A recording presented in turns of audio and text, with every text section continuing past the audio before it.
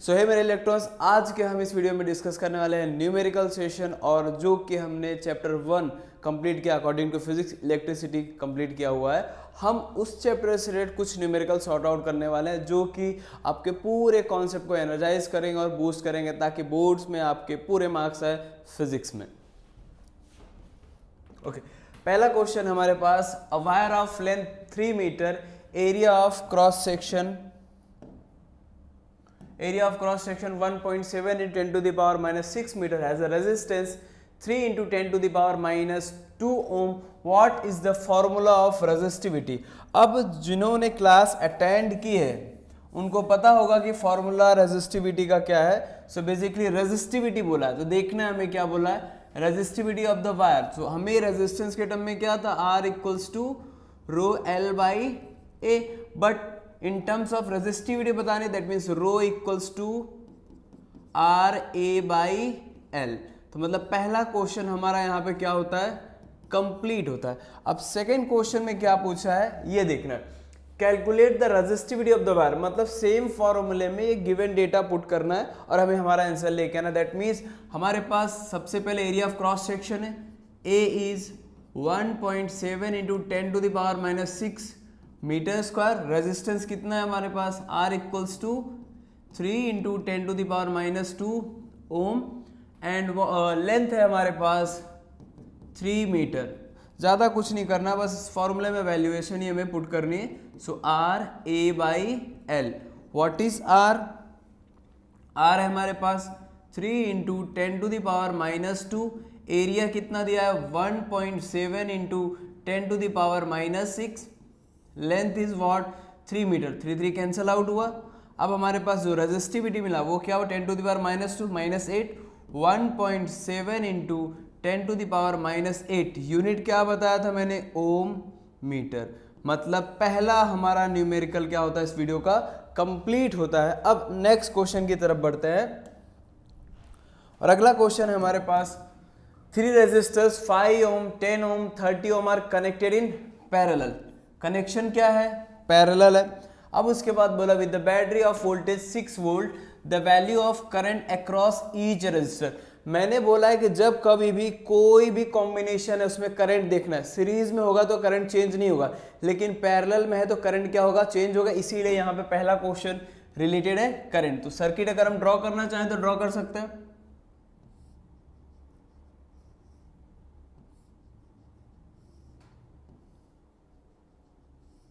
ये इस तरीके से होगा। कनेक्शन इसको कितने वोल्ट पे दिया है, 6 वोल्ट, पॉजिटिव नेगेटिव। करंट यहाँ से एंट्री कर रहा है, यहाँ से एग्जिट कर रहा है।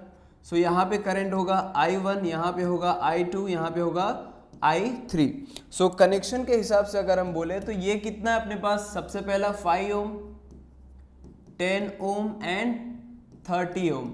अब पैरेलल कनेक्शन हमें यूज करना है। पैरेलल कनेक्शन क्या होगा, 1 upon R P equals to 1 upon R1 plus 1 upon R2 plus 1 upon R3।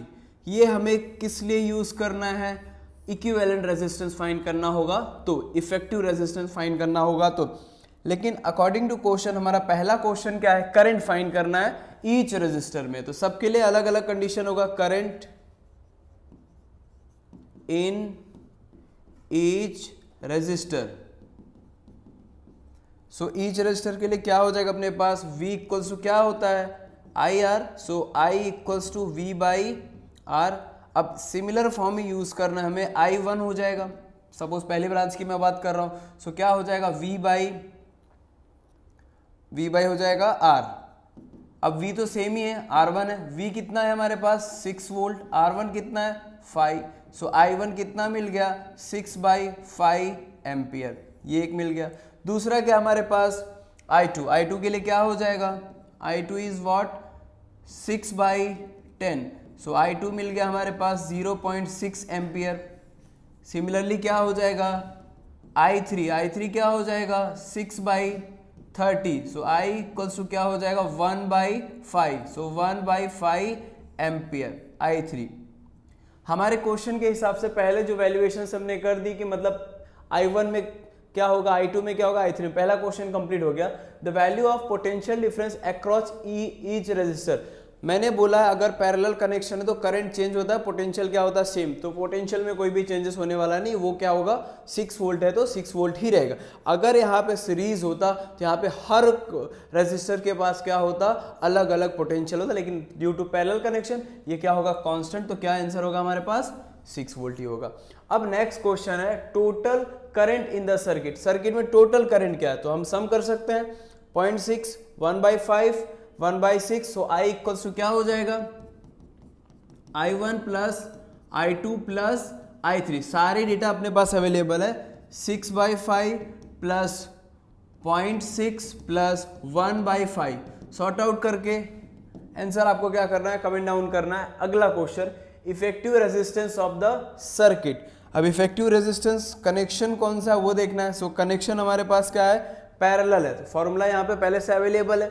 So effective resistance क्या हो जाएगा अपने पास 1/5 प्लस 1/10 प्लस 1/30, इन तीनों का जो एलसीएम होता है वो क्या होता है 30, 5 6 30, 10 3 plus 31 6 plus 9 plus 1 10, so 10/30, so 1/RP equals to 1/3, so RP equals to 3 ohm, ये हमारे पास क्या हो गया इक्विवेलेंट। ओके, अगला क्वेश्चन है अपने पास an electric bulb draws a current of 2 ampere, current है हमारे पास 2 ampere and works on 250 volt on the average 8 hours a day, find the power consumed by the bulb. अब मैंने आपको 5 फॉर्मूले बताए पावर से रिलेटेड, यहाँ पे सबसे पहले गिवन डेटा देना है कि क्या है। सो गिवन डेटा हमारे पास I कितना दिया है 2 एम्पियर और पोटेंशियल कितना है 250 वोल्ट, मतलब दो ही चीज है, तो 5 फॉर्मूले में से कौन सा यूज होगा P इक्वल्स टू VI। सो पहला हमारे पास जो A का आंसर होगा वो हो जाएगा P equals to VI। So V कितना है 250, I कितना है 2, सो पावर कितना मिल गया 500 वॉट। सो पहला क्वेश्चन का आंसर हमारे पास आ गया। अब इसी तरीके से दूसरा क्वेश्चन है बी में क्या बोला है, if the electric distribution company changes ₹5 for 6 kilowatt hour, मतलब 6 किलोवाट के हिसाब से क्या 5 के हिसाब से रेट चेंज कर रही है पर किलोवाट आवर के बेस पे। What is the monthly bill for 60 days, मतलब 60 दिन के लिए उसको कितना कॉस्ट करना पड़ेगा, तो हमारा फाइनल बिल क्या होगा जनरेट होगा। और हमें पता है पावर का फॉर्मूला क्या होता है P equals to work upon time. हमें क्या निकालना है पूरा इलेक्ट्रिक बिल निकालना है, तो मतलब कंजप्शन निकालना है। सो W इक्वल्स टू क्या हो जाएगा power into time. So power अपने पास कितना है 500 को अगर मैं किलोवाट आवर में चेंज करूंगा, सो ये चेंज होके क्या हो जाएगा 0.5 क्या हो जाएगा किलोवाट हो गया। सो मैं यहाँ पे लिख सकता हूँ 1/2 इंटू टाइम कितना बोला इन्होंने, टाइम बोला 8 hours a day, 8 hours a day हो गया। अब कितने दिन तक वो पूरा सप्लाई कर रहे हैं वो लोग 60 डेज तक, कितना हो रहा है 60 डेज तक, ये कितना हो गया अपने पास 2 4 8। अब 60 डेज के बेस पे अगर ये कर रहे हैं तो ये कितना मिल रहा है हमारे पास पावर इनटू टाइम के हिसाब से हमें वैल्यू मिलेगी 6 4 240 जूल के हिसाब से किलोवाट में आ गया अपने पास।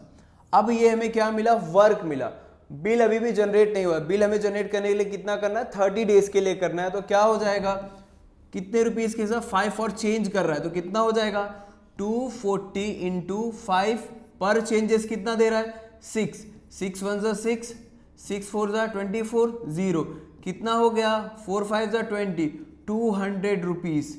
इसका कॉस्ट कितना हो जाएगा 2 महीने के हिसाब से 200 रुपए चार्ज आएगा इस पूरे बिल का जो जनरेशन होगा वो। ओके, अगला क्वेश्चन है give the formula for each. अगर वीडियो अच्छे से देखा है लास्ट लेक्चर वाला तो पूरे फॉर्मूले एकदम एक स्टेप में आ जाएंगे, ज्यादा सोचने की जरूरत नहीं पड़ेगी। तो पहला क्या है right give the formula for each ohm's law, that means V equals to IR resistance in terms of length, area and resistivity, that means R equals to rho L by A। दूसरा term भी हो गया current in the terms of resistance and voltage। सो 5 फॉर्मूले मैंने लिखाया था, resistance क्या बोला है in terms of resistance and voltage। So I equals to क्या हो जाएगा V by R। equivalent resistance for resistors in series, that means R S equals to R1 plus R2, ये हो गया हमारे पास। अब नेक्स्ट क्वेश्चन है equivalent resistance for resistance in parallel, same question है। So 1 upon R P equals to 1 upon R1 plus 1 upon R2, ये हो गया हमारे पास पैरेलल के लिए। Next power produced in the resistance, resistance की बात कर रहा है। सो पावर के 5 फॉर्मूले थे, लेकिन किसकी बात कर रहा है, रेजिस्टेंस का। तो एक फॉर्मूला क्या था अपने पास, P equals to I square R था, और क्या था, V स्क्वायर बाई आर था। तो अपने दोनों लिख सकते हैं, P इक्वल्स टू क्या हो जाएगा, आई स्क्वायर आर, और P इक्वल्स टू क्या हो जाएगा, V स्क्वायर बाई आर। सो दोनों लिख देना ताकि कंफ्यूजन क्रिएट ना हो। अगर इन टर्म्स ऑफ रेजिस्टेंस बोला तो ये भी लिख सकते हैं और ये भी लिख सकते हैं। अब बढ़ते हैं अपने अगले क्वेश्चन की तरफ बढ़ते हैं। अगला क्वेश्चन है an electric motor takes 5 ampere from 220 volt line, determine the power of the motor and the energy consumed in 2 hour. तो सबसे पहले बेटा आपको क्या करना है, जो गिवन डेटा है वो लिखना है, करंट है एंड पोटेंशियल है। So I is 5 ampere and potential is 220 volt, determine the power missing है और एनर्जी भी मिसिंग है। एनर्जी या तो हम वर्क लिख सकते हैं या तो ई लिख सकते हैं, दोनों टर्म में चलेगा। सो पावर का फॉर्मूला क्या हो जाएगा बेटा, पावर वी आई, वी कितना है 220 इंटू 5, सो 20 टू 5 जा 110 इंटू 0, इसको किलोवाट में अगर कन्वर्ट करेंगे तो 1.1 किलोवाट हो गया, पावर मिल गया हमारे पास। अब सिमिलरली इसी भी हमें क्या करना है, हमें एनर्जी कंज्यूम फाइंड करना है। सो पावर इक्वल्स टू क्या होता है बेटा, work upon time. So work equals to power into time, power कितना 1.1 किलोवाट है और टाइम आवर में, दैट मीन्स कितना हो जाएगा 2, ये कितना होगा W इक्वल्स टू 2 1 जा 2 2 1 जा 2.2 किलोवाट आवर। ये हमारी एनर्जी किसमें मिली, किलोवाट आवर में। अगर हमें इसको जूल में कन्वर्ट करना हो तो हमें पता है कि 1 किलोवाट आवर इक्वल्स होता है 3.6 into 10 to the power 6 joule. इतना हमें चेंज करने के लिए इजीली क्या करना पड़ेगा, मल्टीप्लाई करना पड़ेगा और हमारा आंसर क्या हो जाएगा, जूल में भी अवेलेबल हो जाएगा। Okay, an electric iron consumes energy at a rate of 880 what, power दिया है, is heating at the maximum rate and 360 what when the heating is minimum. Maximum condition पे उसकी जो पावर है वो 880 है और मिनिमम कंडीशन पे कितनी है 360 है। The voltage is 220, what are the current and the resistance in each case, दोनों केस में करंट और रेजिस्टेंस क्या होंगे। तो अब हमारे पास क्वेश्चन तो है बेटा, अब उसी के बेस पर अगर मैं सबसे पहले टर्म्स के लिए करूं तो क्या है अपने पास, P मैक्स के लिए क्या है, PM लिख रहा हूं मैं उसको 880 वॉट। सो P मिनिमम क्या है 360 वॉट। वोल्टेज सप्लाई कितनी है बेटा 220 वोल्ट। क्या फाइंड करना है, करंट एंड द रेजिस्टेंस दोनों केस के लिए। सो करंट सबसे पहले पावर वाले फॉर्म में है तो हमें क्या निकालना पड़ेगा, पावर का फॉर्मूला क्या है, मैक्सिमम केस के लिए यहाँ पे लिख दे रहा हूं, मैक्सिमम के लिए कर रहा हूं। सो P इक्वल्स टू क्या होगा VI, हमें क्या निकालना पड़ेगा I इक्वल्स टू क्या हो जाएगा P by V। So P कितना है अपने पास मैक्सिमम के लिए 880, V कितना है 220, कितना आ गया 4 एम्पियर, 22 4 जा, सो कितना आंसर आया 4 एम्पियर। ये हमें करंट मिला, लेकिन बेटा अभी हमें रेजिस्टेंस नहीं मिला। सो R इक्वल्स टू क्या हो जाएगा, V इक्वल्स टू क्या हो जाएगा R इक्वल्स टू हो जाएगा V by I। So V कितना है अपने पास 220, I कितना है 4। सो हमें कैंसिल करना है 4 2 2 4 110, फिर क्या हमने 2 1 2 2 5 10 2 5 10, सो R की वैल्यू मिल गई 55 ओम। ये मिला हमें मैक्सिमम केस के लिए। अब सिमिलरली किसके लिए कनेक्ट करना है ये चीजें, मिनिमम केस के लिए, कि मिनिमम केस में क्या होगा। So same formation P equals to VI। So हमें क्या निकालना है सबसे पहले I equals to P upon V। What is P 360 upon V कितना है 220, कैंसल आउट। सो ये क्या हो गया अपने पास, अगर इसको सिंपल कर लेते हैं 36, सिंपल लेना तो कोई दिक्कत नहीं चलेगा।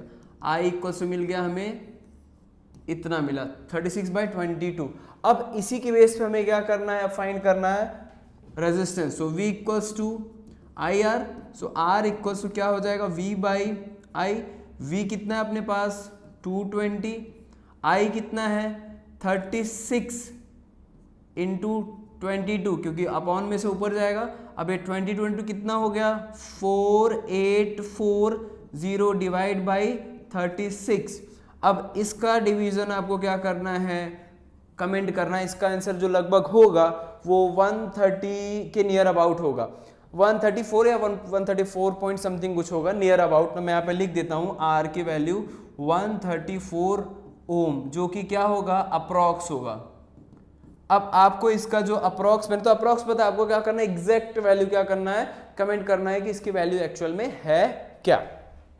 ओके, अगला क्वेश्चन, ये भाई 5 मार्क्स बोर्ड टर्म 1 2017 में आया था और मेरे क्लास के जो बच्चे उनको पता होगा कि ये क्वेश्चन मैंने उनको बहुत बार दिया हुआ, बहुत सारे लोगों ने इसमें बहुत सारा मिस्टेक किया हुआ है। सो इस क्वेश्चन को ऐसे सिंप्लीफाई करके सॉल्व करना है कि हमारे एक भी मार्क्स इस क्वेश्चन में क्या हो, कटने नहीं चाहिए, ताकि आपको इस पूरे 5 के 5 मार्क्स में से पूरे 5 में एक भी कटना नहीं चाहिए, क्योंकि मोटिवेशन जिंदाबाद और आप लोग मेरे इलेक्ट्रॉन्स हो और जरूर ये क्वेश्चन अगर आएगा तो अटेम्प्ट करोगे, उसमें सोचना आपको बिल्कुल भी ना पड़े। ओके, हमें क्वेश्चन में क्या बोला, how should two resistors with resistance R1 and R2 be connected to battery of EMF V volt so that electrical power consumed in is maximum. अब इलेक्ट्रिकल पावर बेसिकली करंट के flow पे depend करता है, ठीक है, क्योंकि P equals to VI भी हो गया और P इक्वल्स टू अगर मैं आगे बढ़ाने जाऊंगा तो हर टर्म में आएगा। सो अगर हम कनेक्शन की बात करें, अगर मैं इनको पैरेलली कनेक्ट करूंगा तो दोनों वायर में करंट अलग अलग जाएगा। जब दोनों वायर में करंट अलग अलग जाएगा तो पावर भी दोनों का अलग अलग डेवलप होगा। सो हम पैरेलल कनेक्शन यहाँ पे यूज नहीं कर सकते। सो हमें इस कंडीशन में क्या करना पड़ेगा, सीरीज कनेक्शन यूज करना पड़ेगा, क्योंकि इसमें जो करंट होता है थ्रू आउट द सर्किट क्या होता है, सेम होता है, और हमें पावर भी क्या मिलेगा, एक ही बार मिलेगा, बार बार दो अलग अलग कंडीशन के लिए निकालने की जरूरत नहीं पड़ेगी। सो किस कनेक्शन में रखेंगे हम इसको, हम सीरीज में रखेंगे। रीजन भी मैंने आपको मेंशन कर दिया। अब अगले टर्म्स में क्या है ये देखो, in house 3 bulbs of 100 what, 3 bulbs of 100 what, that means 3 bulb के लिए लिख देते हैं सबसे पहले, ठीक। उसके बाद क्या है 100 वॉट ईच आर लाइटेड और 5 आवर्स, 2 फैंस, फैन कितने हैं 2 हैं। फिर उसके बाद बोला है heater of 1 kilowatt hour is use for half an our, मतलब हीटर का देखो यहाँ पे आपको पहले ही दे दिया है, मतलब इसमें कन्वर्जन करने की जरूरत नहीं है। तो मतलब बल्ब और फैन में कन्वर्जन होगा, बाकी टर्म्स में कन्वर्जन नहीं होगा। Use for half an hour, calculate the total energy consume in a month of 31 days. So हमारे पास बल्ब कितने 3 इंटू 100 कितना हो गया 300 वॉट हो गया। फैन कितने बेटा अपने पास 2 फैन से 50 वॉट, तो 100 वॉट हो गया, ठीक है, 100 वॉट ये भी मिला। यूज फॉर 10 आवर्स, पहले बल्ब कितने टाइम्स के चल रहे हैं 5 आवर्स, तो यहाँ पे कितना होगा यूज कितना है 5 आवर्स के लिए। फैन कितना चल रहा है 10 आवर चल रहा है। इलेक्ट्रिक हीटर, हीटर कितना चल रहा है 1 किलोवाट आवर, कन्वर्जन पहले से ही दे दिया है, कितना टाइम तक चल रहा है, ये कितना है अपने पास टाइम, एन आवर बोला, एन हाफ एन आवर बोला, दैट मीन्स 1/2 आवर में लिख सकता हूं। अब इन सब का समीशन हो, मतलब टोटल पावर कंज्यूम निकालना है। सो टोटल पावर कंज्यूम के लिए मुझे क्या पता करना पड़ेगा कि बल्ब का पावर कंजप्शन क्या था, फैन का क्या था और हीटर का क्या था। हीटर का गिवन ही है। सो बल्ब के लिए अगर मैं करूंगा तो क्या हो जाएगा, EB लिख सकता हूं मैं, power consume by the bulb और energy consume by the bulb. अब इसी को अगर मैं वर्क के फॉर्म में लिखूं, वर्क इनटू टाइम, तो कितना हो रहा है, पावर कितना अपने पास 300, सो 300 हुआ, इनटू कितने टाइम के लिए कंज्यूम कर रहा है वो 5 हो गया, और कितने दिन तक के लिए जा रहा है, अगर हम साथ में कन्वर्ट करना चाहते तो साथ में भी कन्वर्ट हम कर सकते हैं। सो 5 3 जा 1500 हुआ, 1500 हो गया। 1500 को मैं क्या लिख सकता हूं 1.5 किलोवाट आवर, ये क्या मिला, बल्ब का कंजप्शन एनर्जी मिला मुझे। अब इसी तरीके से किसका फाइंड करना पड़ेगा मुझे, फैन है। फैन के लिए क्या हो जाएगा, फॉर फैन सो फैन के लिए कितना 100 वॉट है, कितने टाइम तक जल रहा है वो 10 आवर्स डेली, दैट मीन्स 10 से मल्टीप्लाई कितना हो गया 1000, सो इट मीन्स क्या हो गया 1 किलो वॉट आवर हुआ, ये हो गया। अब लेकिन यहां पे देखो ये किसके लिए हुआ ई एफ फैन का हुआ। अब सिमिलरली किसका कनेक्ट करना है हमें, यहां पे हो जाएगा E H, H means what heater, heater का कितना 1 किलो वाटर दिया हुआ है और पावर कंजप्शन देखो कितना बोला, calculate electrical heater 1 kilo watt hour for half an hour, that means 1/2, ये ई एच कितना हो गया बेटा अपने पास 0.5 किलो वाट आवर। सारे एनर्जीज हमें मिल गए, तो टोटल एनर्जी क्या हो जाएगी अपने पास, लिखना है टोटल एनर्जी कंज्यूम्ड। सो क्या हो जाएगा E इक्वल्स टू, सबसे पहले क्या है अपने पास बल्ब था EB प्लस फैन का था, फिर उसके बाद क्या था हीटर का था। EB कितना था अपने पास 1.5, EF कितना था 1, EH कितना था 0.5, कितना हो गया 1.5, 2.5, 3 हो गया। एनर्जी कितनी मिल गई हमें 3 kilo watt hour, total energy मिल गई, इतना कंज्यूम हमने किया हुआ। Calculate the total energy consumed in a month of 31 days, energy कितना कंज्यूम किया 31 डेज के लिए। So energy consumed in 31 days will be 3 हुआ, 3 इंटू कितने टाइम तक जा रहा है 31 डेज, कितना हो गया 31 कितना होगा 3 1 जा 3, 3 3 जा 9, 93 क्या हो गया किलो वॉट आवर हो गया एनर्जी, कितने डेज के लिए हुआ 31 डेज के लिए। अब इतना एनर्जी हमने कंज्यूम किया लेकिन बिल अभी भी जनरेट नहीं हुआ। सो क्या बोला है and its cost is at the rate of 3.6 kilo watt hour, मतलब पर किलो वाट आवर का रेट कितना है 3.6, हमने कितना कंज्यूम किया हुआ है 93। सो क्या हो जाएगा अपने पास 1 किलो वॉट आवर का चार्ज कितना है अपने पास 3.6 rupees. So 93 kilo watt hour का चार्ज कितना होगा बेटा 93 इंटू 3.6 मल्टीप्लाई करके आपको क्या करना है कमेंट करना है कि सर इतनी एनर्जी क्या हुई है कंज्यूम हुई है। हमारे पास जो फाइनल आंसर होगा वो रुपीस में होगा कि कितना रुपए मुझे पे करना पड़ेगा इस 31 डेज का, वो आप कमेंट करोगे और आंसर बताओ। आगे पूरा काम मैंने क्या कर दिया यहाँ पे आपके लिए सिंप्लीफाई कर दिया, चाहो तो आप इसको स्क्रीनशॉट भी ले सकते हो और अपनी सिंप्लीफाई के लिए आगे भी यूज आउट कर सकते हो। ओके, अगला क्वेश्चन हमारे पास है calculate the total resistance of the circuit, find the total current in the circuit. अब सर्किट को क्या करना है सबसे पहले टोटल रेजिस्टेंस निकालना है। तो क्या बेटा मैं इस पूरे पोर्शन को सीरीज बोल सकता हूं, मैंने आपको बताया कि अगर वायर जॉइंट नहीं है तो मतलब सीरीज में, तो 6 + 4 कितना हो गया 10, 6 + 4 कितना हुआ 10, फिर उसके बाद सर्किट क्या हो जाएगा चेंज होगा। तो अपने पास इसको मैं बोल सकता हूं R डैश और ये इसके जस्ट पैरेलल होगा। अगर मैं सर्किट ड्रॉ करता हूं तो कुछ इस तरीके से होगा,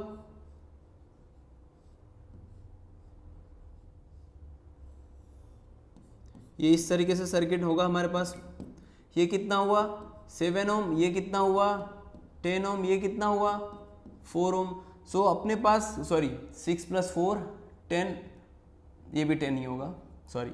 अब ये दोनों पैरेलल हो गए, जब ये दोनों पैरेलल हुए तो हमें पता है पैरेलल कनेक्शन के लिए क्या करेंगे, ये दोनों पूरा पैरेलल कॉम्बिनेशन फॉलो कर रहे हैं। सो 1/RP इक्वल्स टू क्या हो जाएगा 1/10 + 1/10। सो कितना हो जाएगा, ये डिनोमिनेटर सेम है दैट मीन्स 2/10। सो RP कितना मिल जाएगा बेटा हमारे पास 2 5 = 10, 5 ओम मिल गया। अब ये भी सिंपल हो गया था। अब इस पूरे सर्किट को क्या मैं इस तरीके से ड्रॉ कर सकता हूं,